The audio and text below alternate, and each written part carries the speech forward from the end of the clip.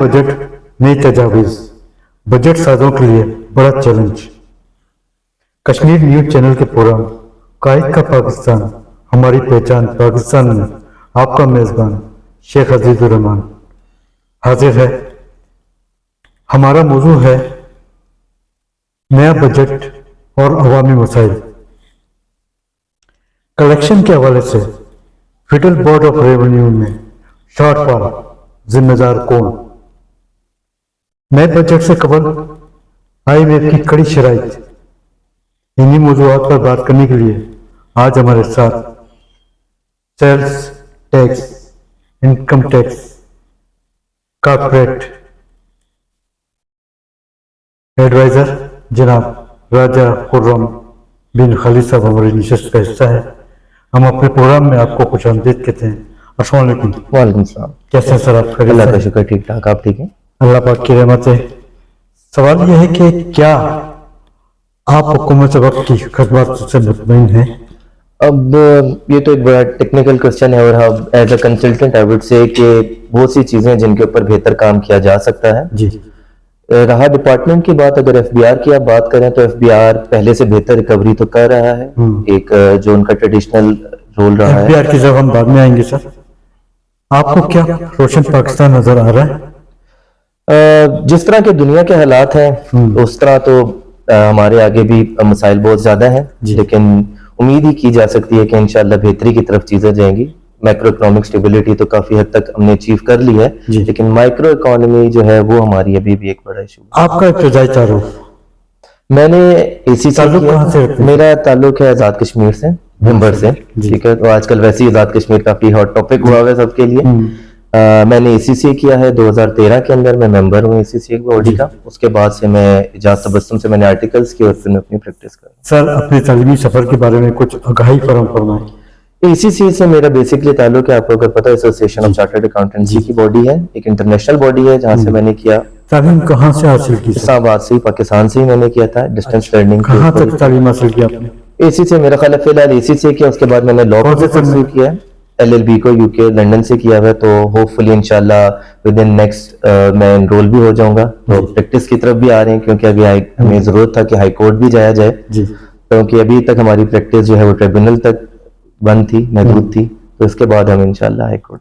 माजी और मौजूदा निज़ाम तालीम के बारे में आपकी क्या राय है? तो बड़ी तेजी से बदला है। जिस तरह पहले ट्रेडिशनल आपकी पढ़ाइयाँ डिग्रीज हुआ करती थी बैचलर की, अब ऐसा लग रहा है कि टेक्निकल जो डिग्रीज हैं और टेक्निकल स्किल जो है वो ज्यादा आगे जा रहा है, रादर देन कि आपकी ट्रेडिशनल जो डिग्री होती थी उससे ज्यादा आपके नॉलेज बेस और स्किल बेस के ऊपर काम ज्यादा। सरकारी तालीम खत्म, प्राइवेट सेक्टर उलट पर आ गया है।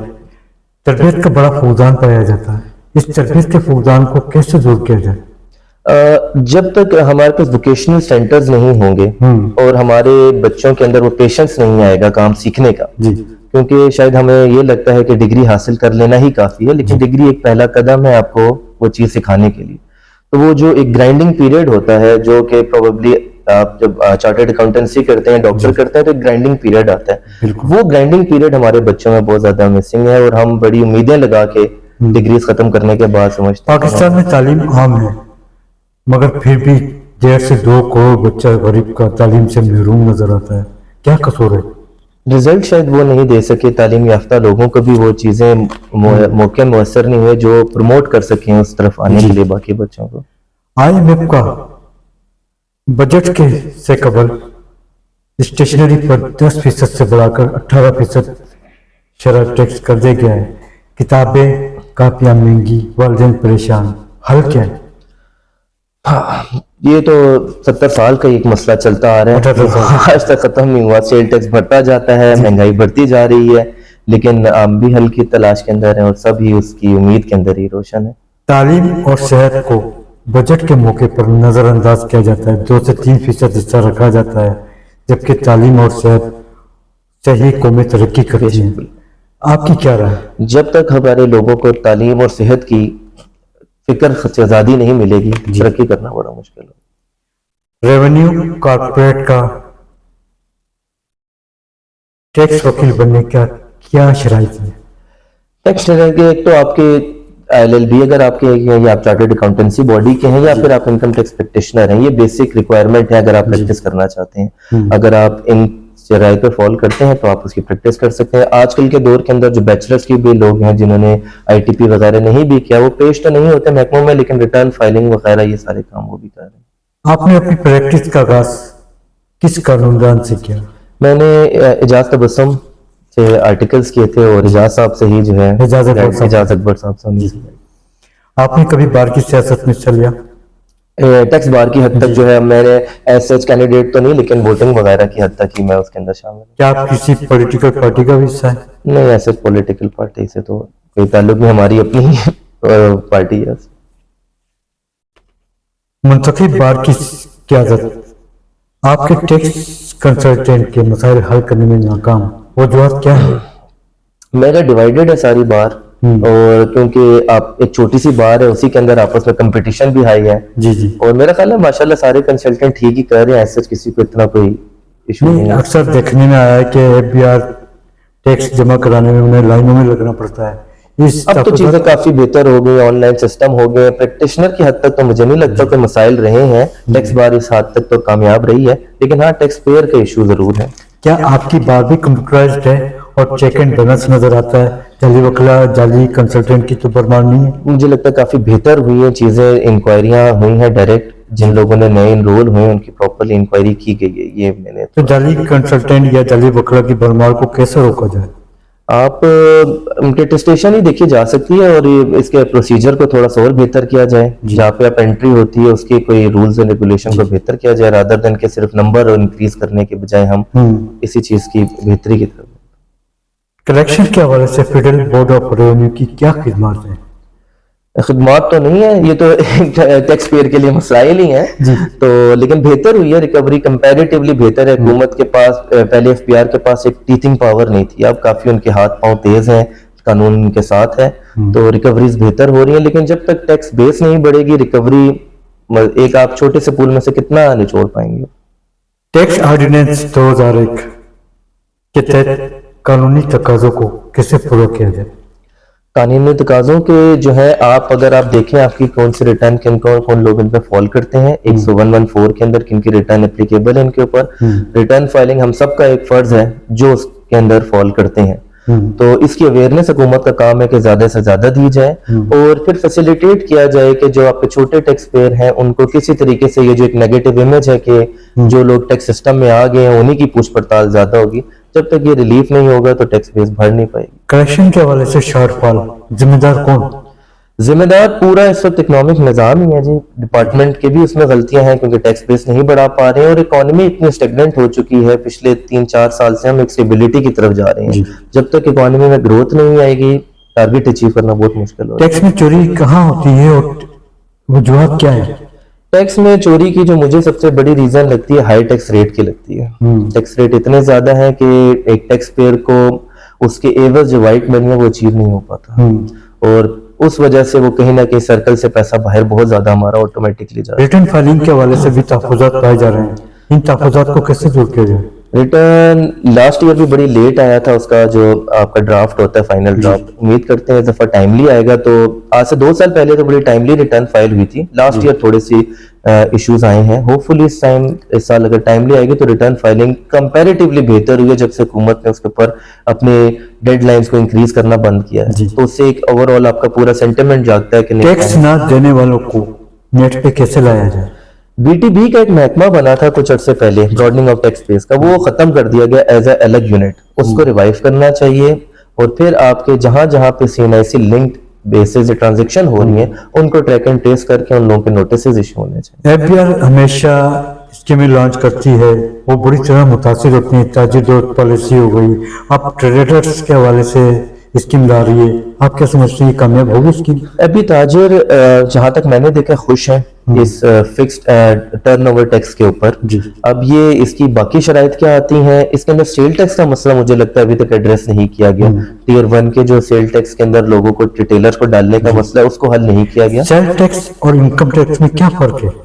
سیل ٹیکس آپ نے بیسکلی لوگوں سے کلیکٹ کرنا ہوتا ہے, وہ آپ کا اپنا ذاتی ٹیکس نہیں ہوتا, لیکن اس کے نقصانات یہ ہیں کہ جب تک سیل ٹیکس کی ایکول امپلیمنٹیشن نہیں ہوگی، ایک ہی مارکیٹ میں ایک ہی بزنس کی سب کی ایکول امپلیمنٹیشن نہیں ہوگی، یہ کبھی فیل ہو جائے گا، کیونکہ وہ دوسرے بزنس کو ہرٹ کرتا ہے. اگر ایک بزنس مین 18% آپ کا سیل ٹیکس چارج کر رہا ہے اور آپ کا ساتھ کمپیٹیٹر چارج نہیں کر رہا تو اس کا بزنس وائبل نہیں رہتا. اس کی ایکول امپلیمنٹیشن سب سے بڑا مسئلہ ہے، رادر دین کہ لوگوں سے لوگ ولنگ ہیں دینے کے لیے، بٹ ان کی سب سے بڑی ڈیمانڈ ہے ایکول امپلیمنٹ. بجٹ سے قبل دکاندار کے لیے 25,000 روپے سالانہ ٹیکس عائد کیا گیا ہے، اور اگر وہ دکاندار ٹیکس ادا نہیں کرتا ہے اس پہ پہلے ماہ 10,000، دوسرے ماہ 30,000، پھر اس کے بعد 50,000. دکاندار کہاں جائے؟ یہ آپٹ، جہاں تک میرے انڈرسٹینڈنگ ہے، یہ آپٹ کرنا ہے آپ نے، اگر اس میکینزم میں آپ نے فال کرنا ہے ریٹیل کے 1% کے جس کی منیمم انہوں نے 25,000 ٹیکس پیبل رکھا ہے، تو یہ آپ نے آپٹ کرنا ہے. یہ آپ کے اوپر ہے کہ آپ اسے آپٹ کرنا چاہتے ہیں یا آپ نارمل سسٹم میں جانا چاہتے ہیں.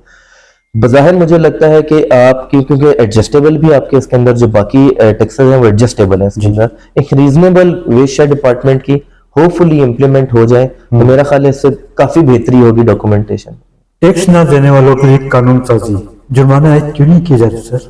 آلریڈی فائلر نان فائلر ہے، میرا خیال ہے کافی زیادہ ایک ڈفرینس ہم کریٹ کر چکے ہیں. امپلیمنٹیشن کا بھی فقدان ہے لیکن میرا خیال ہے آلریڈی کافی اس کے اوپر. لاکھوں فائلرز کا نیٹ پر اضافہ، ایف بی آئی ہدف پورا کرنے میں ناکام کیوں؟ آپ کے جو میجورٹی ایڈیشن جتنی ہوئی ہے وہ سیلریڈ کلاس کی ہوئی ہے. آپ کی ڈائریکٹ ٹیکسیشن صرف 1% ہے، باقی ساری انڈائریکٹ ٹیکسیشن ہے. آپ کی فائلرز کے لیے خریداری پر ٹیکس شرح میں ریلیف کوئی مل سکتا ہے؟ ہونا چاہیے، ایک سبسٹینشل ڈفرینس ہونا چاہیے فائلر نان فائلر کے، تاکہ یہ کلچر پروموٹ کیا جائے. حکومت نئے ٹیکس کے بجائے ٹیکس نیٹ کو وسعت دے اور موجودہ ٹیکس پر بوجھ کم کرے، آپ کی کیا رائے؟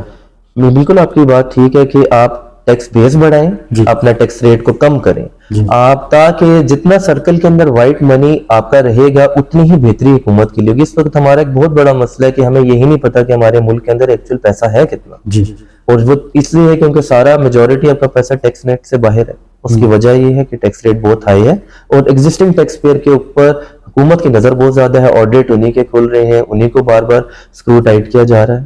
تو نئے سال میں ایف بی آر کو ہر صورت میں تقریباً 16 ارب ڈالر جمع کرنا ہوں گے، ہدف کیسے پورا کیا جائے گا سر؟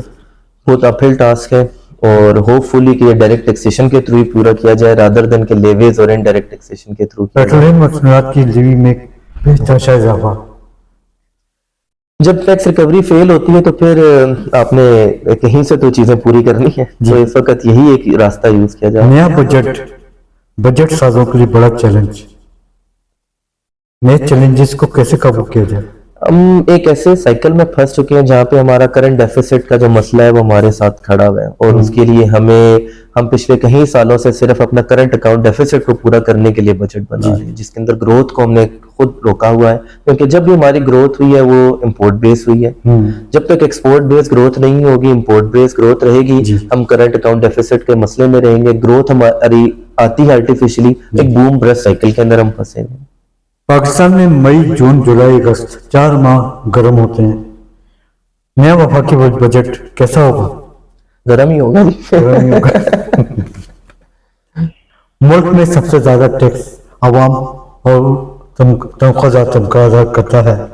آپ کے خیال میں عوامی امنگوں کو نظر رکھتے ہوئے وفاقی بجٹ پیش کیا جائے گا؟ اس دفعہ امید کی جا رہی ہے کہ شاید سیلری کلاس کو کوئی تھوڑا بہت ریلیف کی بات چل رہی ہے. 5 and 10%. اب یہی دیا جا رہا ہے، بالکل اتنا زیادہ تو نہیں لیکن بیسک سلیب کو تھوڑا سا انکریز کیا جا رہا ہے. اگین دا ایشو از کہ جب تک آپ کے ایکسپورٹ بیس اکانومی نہیں بڑھے گی، ہم کرنٹ اکاؤنٹ ڈیفیسٹ پورا کرنے کے لیے بجٹ بناتے رہیں گے، یہ مسئلے ہمیں گول دائرے کے اندر ہی ہم گھومتے رہیں گے. ملک میں کاروباری اعتماد بری طرح متاثر، اعتماد کو کیسے بحال کیا جائے؟ کوئی لانگ ٹرم پالیسی دینی پڑے گی اور اسٹیبل پالیسی دینی پڑے گی. ایک ہمیں اکراس دا بورڈ ہماری جب تک پارٹیز جو ہیں، جتنی ہماری پولیٹیکل پارٹیز ہیں، ان کو کہیں بیٹھ کے ایک فیصلہ کرنا پڑے گا کہ جو آج ہم ڈیسیجن لے رہے ہیں، جو پالیسی ہم دے رہے ہیں وہ لانگ ٹرم چلیں گی، وہ 1 سال 2 سال کی نہیں ہوں گی، حکومت کے ساتھ وہ تبدیل نہیں ہوں گی. جب تک ہم ایک لانگ ٹرم پالیسی کے اوپر نہیں بیٹھ کے آئیں گے تو اعتماد واپس نہیں آ سکتا. سر، ملک میں قانون سازی موجود ہے، پالیسیاں بنائی جاتی ہیں، عمل درآمد نظر نہیں آتا. عمل درآمد کرانا کس کی ذمہ داری، ریاست کی یا اداروں کے سربراہان کی؟ یہ پورے کلچر کی ہمارے ہیں. اس کے اندر جتنا قصوروار آپ کے پولیٹیشینز ہیں, بیوروکریسی ہے, اور ہم بھی اس کا پارٹ اینڈ پارسل بن چکے ہیں, کیونکہ ہم سب کو ایک عادت بن چکی ہے اپنے چیزوں کو سکپ کرنے کی اور لائن میں نہ لگنے کی عادت ہے. وہ ہمارے کلچر کے اندر حصہ بن چکی ہے اور ہم پیشنس ختم ہو چکا ہے قومی. کیا نئے بجٹ میں حکومت صنعتی فروغ کے لیے کوئی فنڈز مختص کرے گی؟ فنڈ سے زیادہ کلیئر پالیسی کی ریکوائرمنٹ. ہم نے ایکسپورٹ اپنی ٹیکسٹائل انڈسٹری کو بڑے عرصے سے پروموٹ کیا ہے, آج تک 70 سال ہو گئے, لیکن ہمیں رزلٹ نہیں مل چکے. جب تک ہم باقی انڈسٹریز کو بھی پروموٹ نہیں کریں گے, کوئی گرین انیشیٹیوز نہیں دیں گے کہ نئی انڈسٹری لگنے کے اوپر, تب تک ہم صنعتی ادارے تباہی کے کنارے پر کھڑے ہیں. ریل اسٹیٹ کو آگے لانے کی وجوہات کیا ہے؟ 4 سال ہم نے ریل اسٹیٹ روک کے دیکھا تو ہمیں تو نظر آیا کہ اس سے بھی کوئی ہمیں وہ پیسہ ڈائیورٹ نہیں ہو سکا کہیں. وہ پیسہ اتنا بڑا ریل اسٹیٹ کے اندر سٹک ہو چکا ہے کہ وہ پیسہ انڈسٹری کے اندر موو نہیں کر پا رہا. موو انڈسٹری میں اس لیے بھی نہیں کر پا رہا کیونکہ آپ کی جو رننگ کاسٹ ہے بزنس کی وہ بہت ہائی ہے. بجلی کے بل, گیس کے بل, یہ بہت زیادہ ہائی ہو چکے ہیں.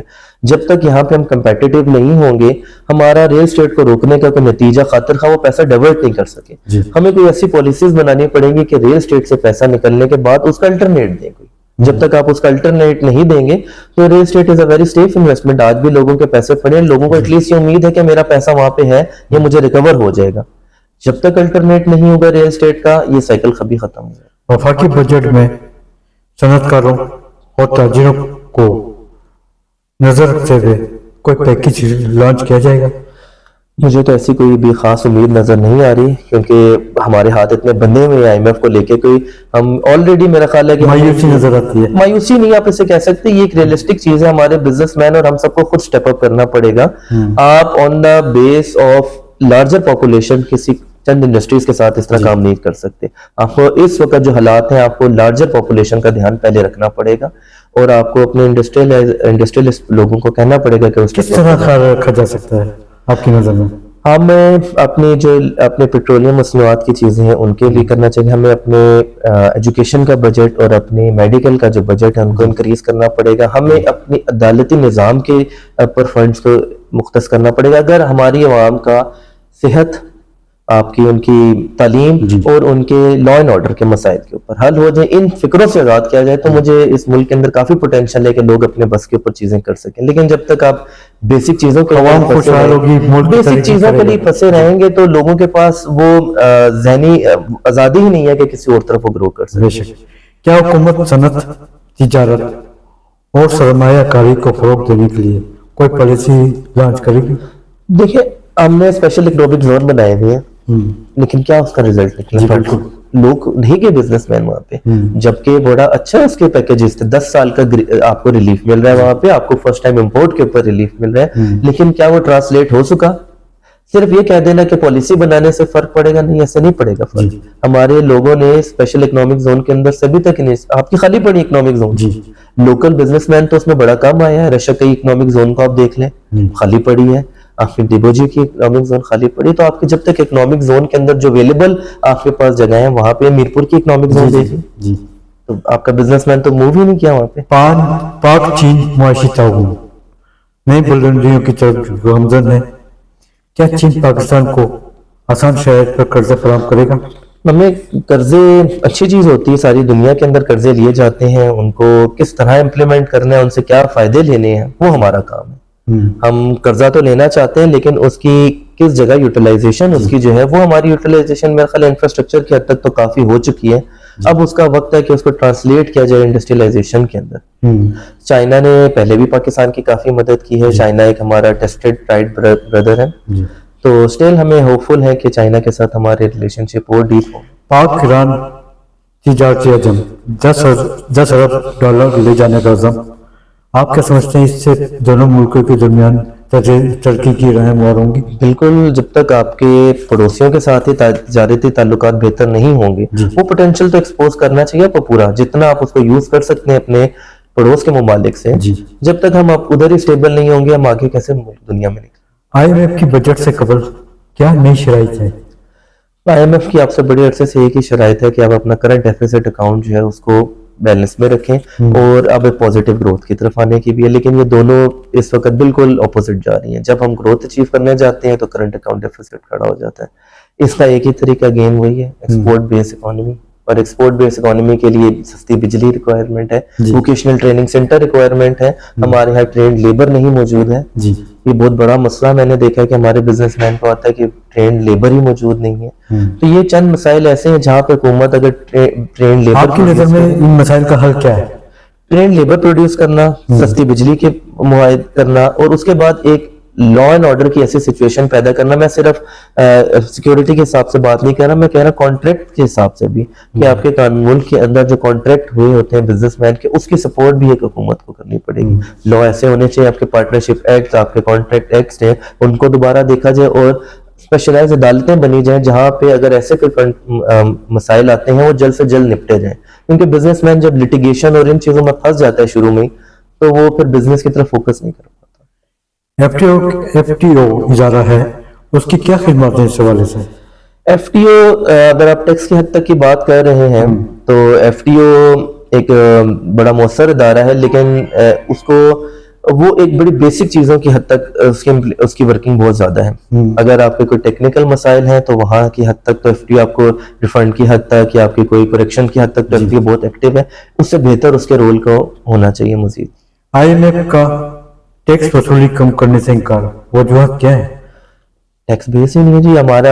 کہاں سے اس ملک کے اندر بزنس, ہمارے پاس انکم سورس کوئی نہیں اس ملک کے, ہم ایکسپورٹ کرتے نہیں ہیں, ریمیٹنس پہ زندہ ہے, اور باقی ہم لوکل اپنے ٹیکسیشن کے اوپر زندہ ہے. تو اس کے علاوہ کوئی آپشن نہیں ہے ہمارے پاس, خود آپشن نہیں ہے. آپ کی نظر میں ملک کی معیشت کی پائیدار ترقی کے لیے کیا ٹھوس حکمت عملی اپنائی جائے؟ بزنس مین کو سڑی دی جائے. کوئی بھی ملک ترقی تب کرتا ہے جب اس کا بزنس مین ریسپیکٹیبل ہوتا ہے. آپ کے اداروں کو بزنس مین کی ریسپیکٹ کرنا سیکھنی چاہیے, اور ہر بزنس مین کو چور کی نظر سے دیکھنا بند کر دینا چاہیے. ٹیکس کی ایک چوری جو ہے اس ملک میں ہے, ایک جینون مسئلہ ہے. اس کے علاوہ بھی بہت سے مسائل ہیں بزنس مین, لیکن ہمیں اس ملک کو ترقی کرنے کے لیے راستہ پھر بھی بزنس مین. بزنس گرو کرے گا, وہ اپرچونٹی. کیا آپ سمجھتے ہیں کہ چیف کمشنر سے لے کر انسپیکٹر تک کرپشن میں ملوث پایا جا رہا ہے؟ کرپشن کیا ہے, یہ ایک عجیب و غریب قسم کا سوال بن چکا ہے اس ملک کے اندر. میرا خیال ہے یہ سوال اب ختم ہی ہو جانا چاہیے اس ملک کے اندر. اس کے علاوہ باقی یہ ہے کہ مسئلے مسائل ہر جگہ موجود ہیں. یہ پارٹ اینڈ پارسل ہم دونوں پارٹیاں بن چکی ہیں, بینچ بار سارے. ملکی اداروں کو کیسے فعال بناتے ہوئے مضبوط بنایا جائے اور کرپشن کا خاتمہ کیا جائے؟ ان کو آزاد کیا جائے. کس طرح؟ ان کی جو پالیسی میکنگ ہے ان کو کرنے دی جائے, ان کے ٹارگیٹس کی امپلیمنٹیشن ان کو کرنے دی جائے, اور ان کو انفورسبلٹی کی طاقت آپ نے ضرور دیا, لیکن وہ چیک اینڈ بیلنس دی جائے. ان کا چیک اینڈ بیلنس کے لیے ایک انڈیپینڈنٹ میکینزم ہونا چاہیے. آپ کی میں اسپیشلی اگر بات کریں ایف بی آر کی, جس طرح ہم بات کرتے ہیں, ہمیں چاہیے کہ کمشنر جو ہے اس کو کمشنر اپیل کو بھی انڈیپینڈنٹ کیا جائے, ڈپارٹمنٹ سے نکالا جائے. کہ بڑے عرصے سے میرا خیال ہے اگر اس کو بھی منسٹری آف لا کے انڈر کسی طریقے سے دیا جائے اس فورم کو بھی, جو کہ ہے ایک انٹرنل فورم ہے, لیکن اس سے بہتری آ سکتی ہے اور آزادی آ سکتی ہے اس چیزوں کے اندر. تو ایف بی آر کی حد تک تو میری یہی تجویز ہے کہ ایک فورم اور انڈیپینڈنٹ کیا جائے. ایران امریکہ جنگ بندی, پاکستان امریکہ سمیت دیگر ممالک کی نظروں میں آئی ایم ایف قرضہ جات, ملک کی معیشت. عافیہ صدیقی پاکستان کی بیٹی ہے, کشمیر سمیت اپنی خارجہ پالیسی کو مضبوط بنانے کی کوشش کرے گا. پاکستان پچھلے کچھ عرصے میں تو انہوں نے پاکستان کا سب سے شائننگ سٹار ہی اس کی فورن پالیسی رہی ہے, اور پاکستان نے ایک دنیا کو بتایا ہے کہ وہ ایک باوقار باعزت ملک ہے اور انڈیپینڈنٹ کھڑا ہو سکتا ہے. اور میرا خیال ہے پاکستان انشاءاللہ یہ جو ایک اس کو رن ملا ہے فورن پالیسی کا, ہوپ فلی یہ امپلیمنٹ ہوگا انشاءاللہ ملکی ترقی کے اندر بھی. آپ کا تعلق بھی کشمیر سے ہے, کشمیر کے حالات کے بارے میں کیا رہا؟ بڑا انفارچونیٹ ہے, کیونکہ میرا خیال ہے کہ کشمیر اور پاکستان کا رشتہ بڑا ہی گہرا ہے, اور ہم سب پاکستان ہمارے لیے پہلے ہے. مسائل ہیں ان کو بیٹھ کے حل کرنا پڑے گا, جس طریقے سے ہم باقی دنیا کے مسائل کو حل کرنا چاہتے ہیں ہمیں اپنے لوگوں کے ساتھ بیٹھ کے مسئلے حل کر لینے چاہیے. کشمیر میں عام انتخابات سے قبل 12 سیٹوں کا معاملہ زیر غور بحث چل رہی ہے, حل کیا ہے؟ حل دیکھیں, ریپریزنٹیشن تو ہر کسی کا حق ہے, چاہے وہ ایز اے مہاجر رہ رہا ہے یا کشمیر کے حدود کے اندر رہ رہا ہے. ریپریزنٹیشن ہر کسی کا حق ہے, لیکن اس ریپریزنٹیشن کو ایکسپلائٹ بھی نہیں ہونا چاہیے. لیکن اس کا کوئی وے آؤٹ تو پولیٹیشینز اور وہ لوگ ہی بیٹھ کے بتا سکتے ہیں کہ کس طریقے سے اس طرح کا حل بنایا جائے کہ نہ وہ ایکسپلائٹ ہو, لیکن ان لوگوں کی ریپریزنٹیشن بھی آپ کی جو ہے پارلیمنٹ تک ضرور ہونی چاہیے. आपकी नज़र में और दुनिया की नज़र में वकील तो पाकिस्तान ही है कश्मीर के हवाले से, तो 12 सीटों का मामला क्या है? मुझे जो थोड़ी बहुत उसकी, मुझे इतनी ज़्यादा तो उसकी खैर नॉलेज नहीं है, लेकिन मुझे अंडरस्टैंडिंग यही है कि जो आपके अंडरस्टैंडिंग ये है कि जो 12 सीटें हैं वो उनको लगता है कि वो एक्सप्लॉइट कर लेती हैं पूरी असेंबली के ऊपर। उसका कोई वे आउट होना जरूर चाहिए, अगर क्योंकि लेकिन उनकी रिप्रेजेंटेशन खत्म करना भी एक नाहक बात होगी, क्योंकि वो लोग अगर बाहर बाकी मुल्क के अंदर रह रहे हैं और उनके पास वोटिंग राइट वहीं का है, तो उनकी वोटिंग राइट तो होना चाहिए ताकि वो अपनी प्रेजेंटेशन दे सकें। अब उसके किस तरीके से मैकेनिज्म क्या उसको कर्टेल किया जाए, उनकी मिनिस्ट्रियल पावर्स को कर्टेल किया जाए, या उनका कोई सीटों के नंबर को बढ़ाया जाए या कम किया जाए, कोई वे आउट जरूर हो सकता है। पॉलिटिशियन हमेशा बैठ के कोई ना कोई हल जरूर निकाल सकते हैं। 27 अक्टूबर 1947 कश्मीर का यौम सियाह दिन। कश्मीरी अवाम अपने हकूक़ से महरूम, आज़ादी के मुंतज़िर हैं। आपके तजुर्बात की रोशनी में मसला कश्मीर का हल क्या है?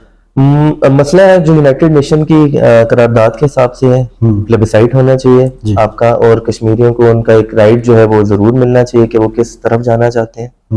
तो यही एक उसका हल है। कश्मीरी मुजाहिदीन की बेतहाशा कुर्बानियां, 78 साल बीत गए, सिफारती ताल्लुकात नजर नहीं आते, अक़वाम मुत्तहिदा खामोश तमाशाई बनी हुई है, हल क्या है? मेरा ख्याल है पाकिस्तान इस पोजीशन के अंदर आ चुका है कि पाकिस्तान अब अपना केस जो है यूनाइटेड नेशन में प्रेजेंट करे, और जिस तरह से पाकिस्तान की फॉरेन पॉलिसी और हमारी हुकूमत खास तौर पे जिस तरह से इस वक्त एक स्ट्रॉन्ग पोजीशन रखती है, मेरा ख्याल है जल्द कश्मीर के अंदर भी कोई ना कोई पॉजिटिव मूव जरूर। मोदी सरकार का अंदर कानून, कश्मीरी लीडर यासीन मलिक जिंदगी और मौत की कश्मीर जेल में कैद है। मिसाल मलिक साहिबा इंसाफ की फराहमी के हवाले से दर बदर के दरवाजे खटखटा रही हैं। आप क्या समझते हैं कि निशान मलिक की काविशें रंग लाएंगी?